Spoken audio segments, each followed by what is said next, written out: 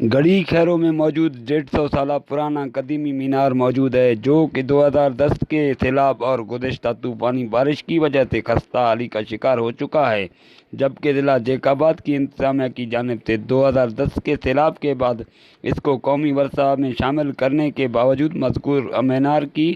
مرمت و بحالی کے لیے ابھی تک کوئی بھی اقدام نہیں اٹھایا گیا ہے۔ علاقہ مکینوں کا کہنا ہے کہ بیسیکلی یہ جو مقبرہ ہے یہ آج سے کوئی تقریباً 150 سال پہلے تعمیر کیا گیا تھا، جس کے لیے مزدور ایران سے لے کے ہندوستان سے آئے تھے، لیکن آج ہمارے اس علاقے کی یہ حالت ہے کہ سیلاب کے بعد سے یہ جو ہمارا مقبرہ ہے یہ انتہائی بدحالی کا شکار ہے۔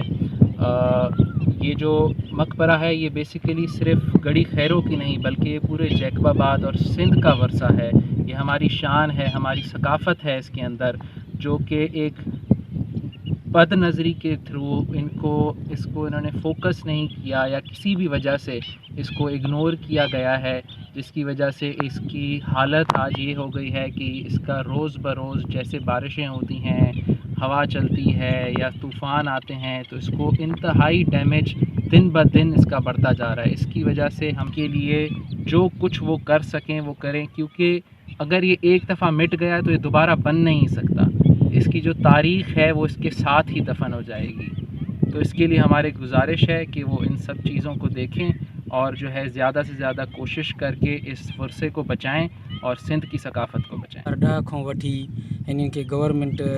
یہ بھی ڈنو تو قومی ورثے میں وہ بھی ڈنو ہاں یہ گورنمنٹ کے اپیل تھا کیوں یا مہربانی کرے اساں سان یہ تعاون کرن۔